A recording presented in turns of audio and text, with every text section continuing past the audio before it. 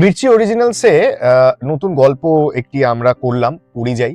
শীতের মরশুমে উষ্ণ প্রেমের গল্প, যেরকম আমি বলে থাকি, এবং সেটির পরিচালনা এবং সেটির সামগ্রিক পরিকল্পনায় অরুণিমাদি। তো সেইখানে অরুণিমাদির সঙ্গে কাজ করতে আমার বরাবরই খুব ভালো লাগে, এবং এইবার আরো একটা কাজ হলো আমাদের একসঙ্গে অরুণিমাদি। Thank you so much for the role. ঋত্বিকের চরিত্রটা করতে আমার খুব ভালো লেগেছে, কারণ সে কোথাও গিয়ে একটা কনভেনশনাল প্রেমিক হয়েও তার চরিত্রের অনেকগুলো শেডস আছে, অনেকগুলো লেয়ার্স আছে।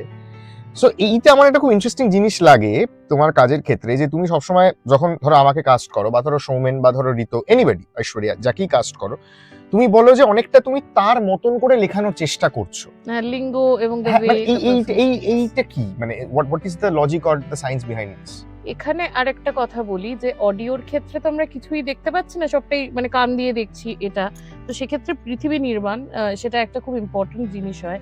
যে যদিও তোমাকে প্রথম গল্পে যেখানে আমরা প্রথম কাজ করলাম মোহন সামন্ত, সেটা একদম তোমার চরিত্রের বিপরীত একটা তার আগে ইতি কলকাতায় কাজ করেছিলাম। ইতি কলকাতায়, রাইট। সেটা এখন একটা চরিত্র ইভেন অর্ঘ্য তোমার মতো কথা বলে। হ্যাঁ, কম কথা বলা। হ্যাঁ, এবং এইটার একটা সায়েন্স হচ্ছে যে যদি তুমি একজনকে কাস্ট করো যার মোটামুটি 19-20 তার ক্যারেক্টার, তার বহিঃপ্রকাশটা এই ক্যারেক্টারের মতোই, তাহলে ব্যাপারটা কি হয়, তার নিউয়ান্সেস গুলো ধরতে সুবিধা হয়, চরিত্রে বোধহয় ঢুকে যেতে বেশি সুবিধা হয় বলে আমার মনে হয়। সেটা যেরকম কয়েকদিন আগে ফসফরাস বলে একটা গল্প করেছিলাম, যেখানে আমার একটা নায়ক দরকার ছিল, মানে যে আসবে সবাই মোহিত হয়ে যাবে। অর্পণ ঘোষালকে ঠিক সেই কারণেই কাজ করা, ওকে দেখতেও বেসিক্যালি ওই দেখে ওরম একটা এফেক্ট আসবে।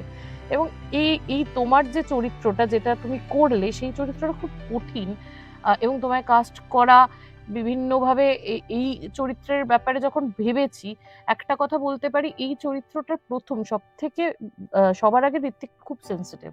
তুমি ওর মায়ের সঙ্গে যদি সম্পর্ক দেখো, এই অঞ্জলি দেবী যে প্রচুর কথা বলছেন, বলেই যাচ্ছে। ঋত্বিক কিন্তু কখনো ইরিটেটেড হয় না, বরং মেয়েটা ইরিটেটেড হয়ে যাচ্ছে মাঝে মাঝে। ইরিটেটেড হয় না। ওর একটা ব্যাপার হচ্ছে, ওই তুমিও কথার ফাঁকে কথা জেনে নাও, সেরকম আর কি জেনে নিচ্ছে, সে তাই জন্য ইরিটেশনটা ওর হচ্ছে না। কিন্তু প্রাইমারিলি ও খুব সেন্সিটিভ, ও কিন্তু মানে খুব মানুষকে বোঝার চেষ্টা করে। আমার সারনেমেও সেন আছে, সেটাও হ্যাঁ, সেটাও সেন্সেশন আছে এই গল্পের, দুটোই সেন। তো সেটা একটা ব্যাপার তোমাকে কাস্ট করার, এবং আমার কোথাও মনে হয়েছে তুমি মনুষ্যত্বটা ভালো বুঝতে পারবে।